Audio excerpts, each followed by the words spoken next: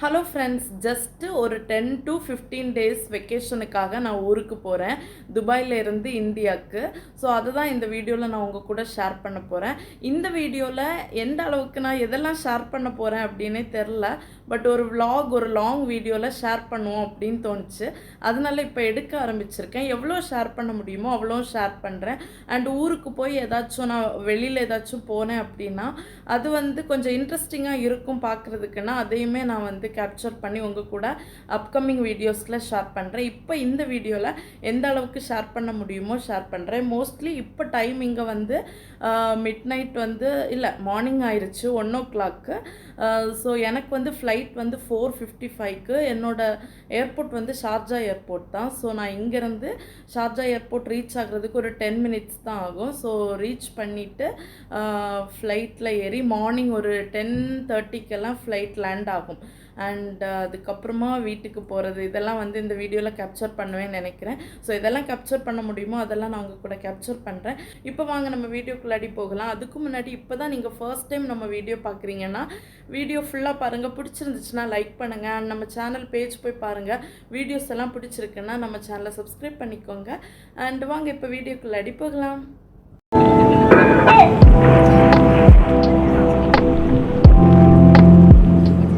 நான் 2 months முன்னாடி தான் ஊருக்கு போயிருந்தேன். அப்படிங்கிறதுனால இப்போ போகும்போது எதுவுமே நான் கொண்டு போகலை. ஈவன் ஒரு சாக்லேட் கூட நான் வாங்கிட்டு போகலை.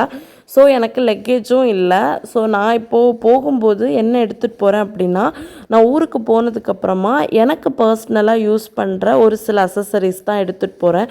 மேக்கப் பவுச்சு, அதுக்கப்புறமா ஷவர் ஜெல்லு, ஷாம்பூஸ், அப்புறம் ஹேர் கண்டிஷ்னர், அந்த மாதிரி பர்சனல் கேருக்கு நம்ம என்னென்ன ஊருக்கு போனப்புறம் யூஸ் பண்ணோமோ அதுதான் எடுத்துகிட்டு போகிறேன். ஏன்னா அதெல்லாம் எனக்கு ஊரில் இல்லை, இங்கேருந்து எடுத்துகிட்டு போனால் தான் உண்டு. ஆனால் ட்ரெஸ்ஸஸ் எல்லாம் பார்த்திங்கன்னா ஊரில் எனக்கு இருக்குது. ஸோ நான் ட்ரெஸ்ஸஸ் எதுவுமே எடுக்கலை.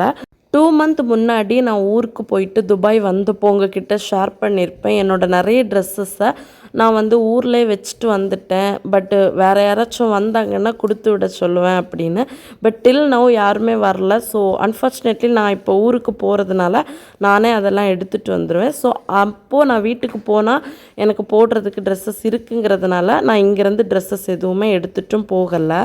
நான் இனி ஏர்போர்ட் போகணுன்னா டாக்ஸியில் தான் போகணும். என்னோடய அக்காமடேஷன் கொஞ்சம் இன்டீரியரில் இருக்குது. அப்படிங்கிறதுனால டாக்ஸி பிடிக்கிறதுக்கு கொஞ்சம் மெயினில் வெளியில் வரணும். ஸோ நான் வாக் பண்ணி தான் இப்போ வந்துட்டுருக்கேன். துபாய் விமன்ஸ்க்கு சேஃபஸ்ட் கண்ட்ரியா அப்படின்னு கேட்டால் எஸ், அஃப்கோர்ஸ். நான் எந்த பயமுமே இல்லாமல் ஏர்லி மார்னிங் 1 o'clockக்கு இப்படி நடந்து தனியாக வரேன் அப்படின்னா அது எவ்வளோ சேஃபஸ்ட் கண்ட்ரி அப்படின்னு யோசிச்சு பாருங்கள்.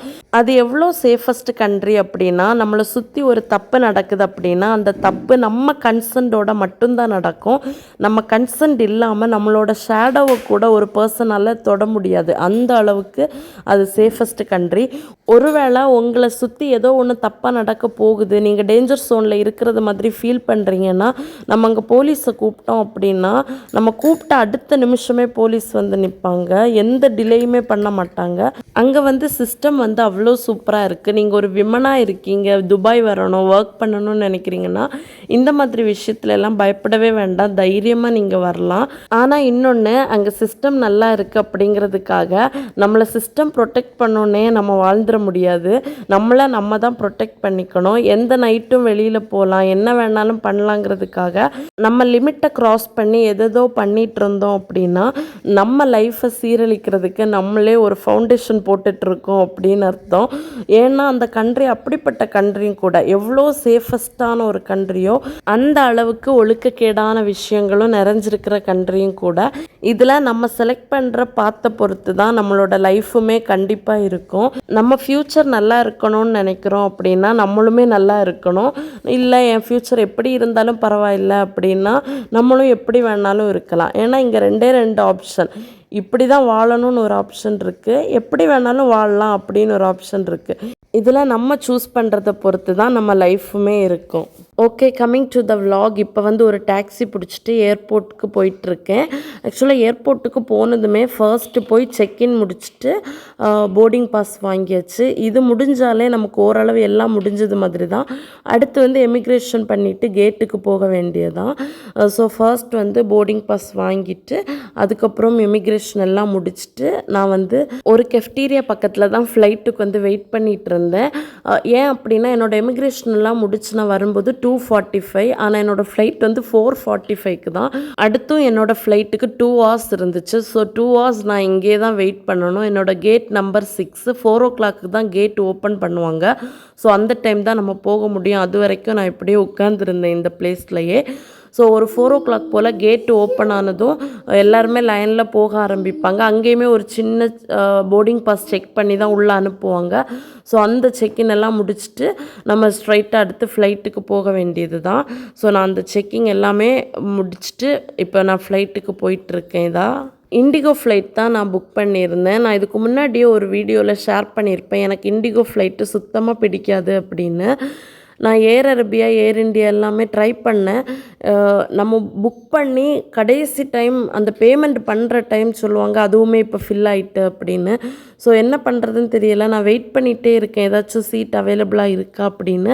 ஸோ ஃபைனலி இண்டிகோவில் ஒரே ஒரு சீட் இருக்குது, புக் பண்ணவான்னு கேட்டாங்க. நான் சொன்னேன் நீங்கள் டிலே பண்ணாமல் புக் பண்ணுங்க அப்படின்னு. ஏதோ பேட் லக்குக்கு நான் துபாய் வந்ததுலேருந்து அப் அண்ட் டவுன் எப்போ டிக்கெட் போட்டாலுமே எனக்கு இண்டிகோ தான் கிடைக்குது. சரி ஆனாலும் நம்ம போயிட்டு வரணுமே அப்படின்னு, சரி இதுவும் கொஞ்சம் ரீசனபிள் ப்ரைஸில் இருக்கும்.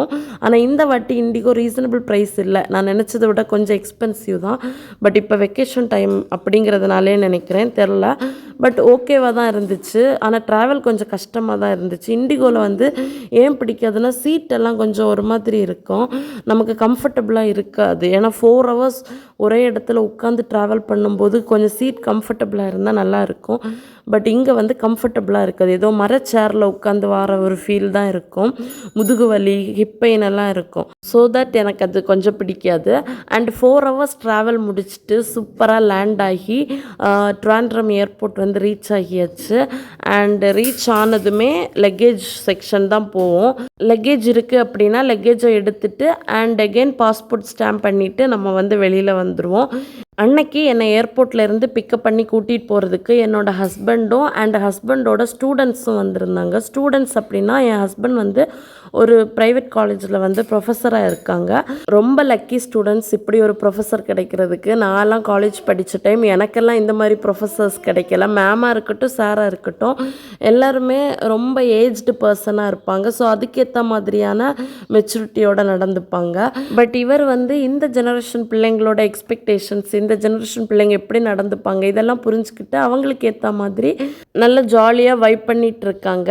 அண்ட் என்னோட குழந்தையோட பர்த்டே வீடியோவில் பார்த்துருந்தீங்க அப்படின்னாலே தெரிஞ்சிருக்கும். எங்கள் வீட்டுக்கே வந்து டெக்கரேஷன் பண்ணி கொடுத்தது, வீடியோ எடுத்து கொடுத்தது எல்லாமே அந்த பசங்க தான். இந்த மாதிரி இப்போ கரண்ட்லி எங்கள் கூடயே அந்த பிள்ளைங்களும் வந்து ட்ராவல் பண்ணிகிட்டு இருக்காங்க. ரொம்ப சூப்பராக இருக்குது.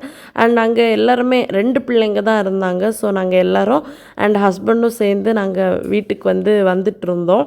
ஸோ ஆன் தி வேயில் வந்து ஏதாச்சும் ஜூஸ் குடிப்போம். ஏன்னா நான் இப்போ டயட்டில் இருக்கேன். என்னோடய ஷார்ட்ஸ் வீடியோ பார்த்தாலே தெரிஞ்சிருக்கும். அண்ட் டயட்டில் இருக்கனால 12 o'clock தான் என்னோடய ஃபர்ஸ்ட் மீல் எடுத்துப்பேன். ஆனால் அன்னைக்கு டைம் ஆல்மோஸ்ட் 12:30 ஆயிடுச்சு. எனக்கு வேறு ஏதாச்சும் ஃப்ரெஷ் ஜூஸ் மாதிரி ஏதாச்சும் வாங்கி குடிப்போம் அப்படின்னு தோணுச்சு.